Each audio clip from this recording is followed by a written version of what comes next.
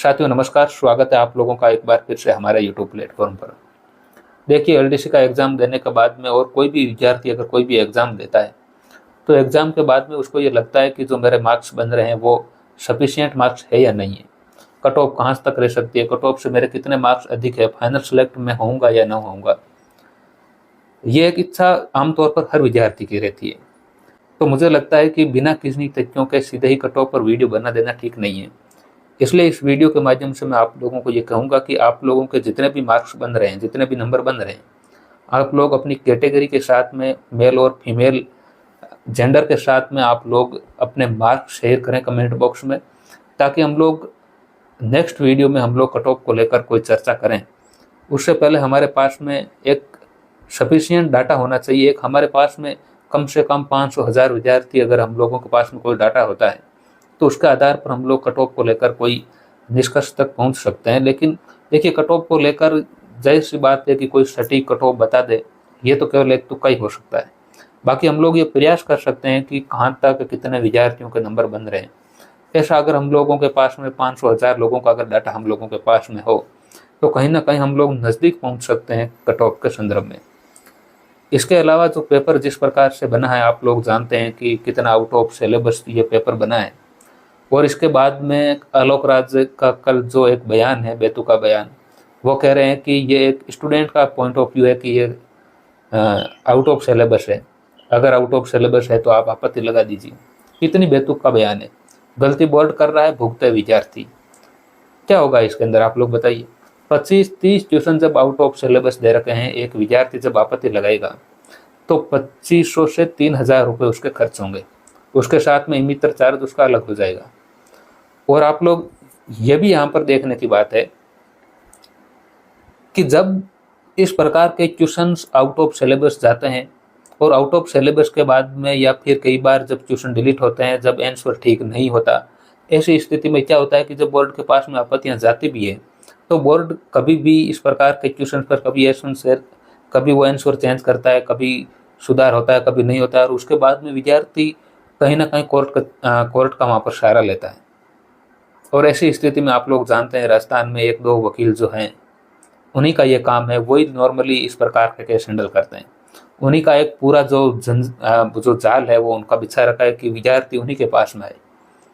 तो कहीं ना कहीं हमें इस बात पर भी ध्यान देना चाहिए कि जो वकील इस प्रकार से बार बार हर भर्ती को, हर वैकेंसी को जो कोर्ट में ले जाते हैं, हर बार क्वेश्चंस पर आपत्तियां लगती है और उसके बाद में उन क्वेश्चंस को हाई कोर्ट में लेकर जाते हैं, कहीं उन वकीलों का संपर्क बोर्ड के अंदर बैठे उन लोगों से तो नहीं है जो पेपर बना रहे हैं।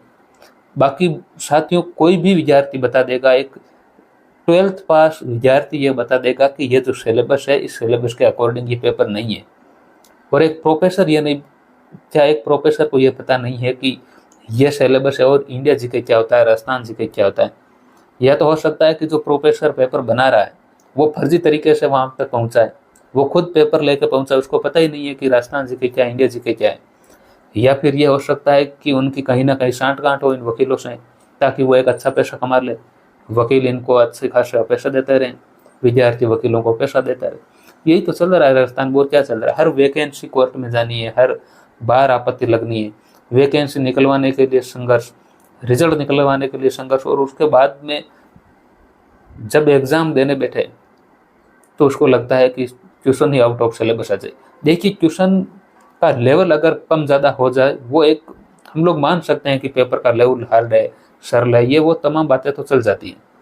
लेकिन जब paper he out of syllabus हो तो कहीं ना कहीं हमें इस बात पर भी ये कई बार शक होता है। देखिए, एक बार गलती हो जाए, 2 बार गलती हो जाए, वो तो हम लोग देख सकते हैं, लेकिन बार बार गलतियों को रिपीट करना। 23 ट्यूशन जूनियर अकाउंटेंट में डिलीट कर दिए गए।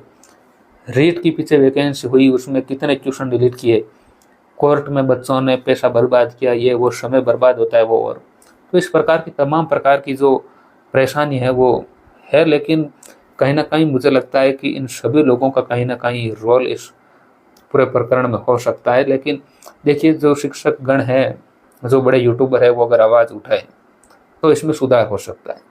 बाकी ठीक है, 4 दिन तक वीडियो चलेंगे, सभी लोग इस पर वीडियो बना लेंगे और ठीक है, सबका काम चल जाएगा।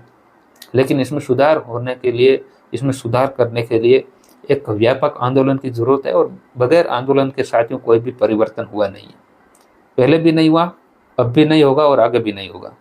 अगर इसी प्रकार से चलता रहा तो यही गलती फिर सीईटी में रिपीट होगी, यही गलती फिर आने वाली वैकेंसियों में रिपीट होगी। आगे ग्राम सेवक पटवार की वैकेंसी आनी और उसके बाद में फिर से कर्मचारी चयन बोर्ड यहाँ पर 3rd ग्रेड की भी वैकेंसी करवाने वाला है। तो अगर व्यवस्था में सुधार नहीं होगा तो हर व्यक्ति को वहां पर कहीं ना कहीं भुगतभोगी बनना पड़ेगा। आज किसी दूसरे के साथ में हुआ है, आप तमाशा देख सकते हैं, कल जब आपके साथ में होगा कोई दूसरा तमाशा देखेगा, वो सोचता है कि मेरे साथ में अन्याय नहीं होगा, मैं क्यों कर रहा हूँ। तो यही वो कुछ बातें हैं जिनको हमें ध्यान में रखना है। और मुझे लगता है कि अगर शिक्षकगण सभी लोग ये चाहें तो एक व्यापक आंदोलन हो सकता है, बोर्ड का घेराव हो सकता है, और कहीं ना कहीं कर्मचारी चयन बोर्ड के अध्यक्ष को इस्तीफा देना चाहिए। और उसके बाद में अगर इनकी निष्पक्ष जांच हो कि इसके अंदर इनका इंटेंशन क्या है। देखिए, ये तो नहीं है कि इनको सिलेबस का भी पता नहीं है, ये तो कोई संभव है नहीं। तो इसलिए हम लोगों को इसकी तह तक जाना पड़ेगा कि वाकई में इस पूरी प्रॉब्लम का, उस पूरी समस्या में जड़ यहाँ इसकी समस्या की कहाँ पर है। तो यही कुछ चर्चा जो हम लोग इसके संदर्भ में कर रहे हैं। बाकी आप लोग अपने मार्क्स जरूर कमेंट करें ताकि हम लोग नेक्स्ट वीडियो में एक कट ऑफ का सही और सटीक विश्लेषण हम लोग लेकर आ सकें। जिस प्रकार मैंने पिछली बार जूनियर अकाउंटेंट में जब मैंने वीडियो बनाए तो बहुत से लोगों ने कहा कि आप कट ऑफ बहुत हाई बता रहे हैं, लेकिन मैंने कट ऑफ साथियों वहाँ पर हाई बताने के पीछे मेरा रीज़न था, क्योंकि मेरे पास में डाटा थे, मुझे पता था कि स्टूडेंट्स के नंबर बन रहे हैं। तो कम से कम 500,000 अगर कमेंट, 500 कम से कम अगर कमेंट हो तो मुझे लगता है कि उस पर कट ऑफ पर वीडियो बनाना सार्थक होगा। बाकी कोई मतलब है नहीं बिना फालतू की तुक्केबाजी करने का। मिलेंगे साथियों जल्दी किसी नेक्स्ट वीडियो में, तब तक के लिए धन्यवाद, शुक्रिया।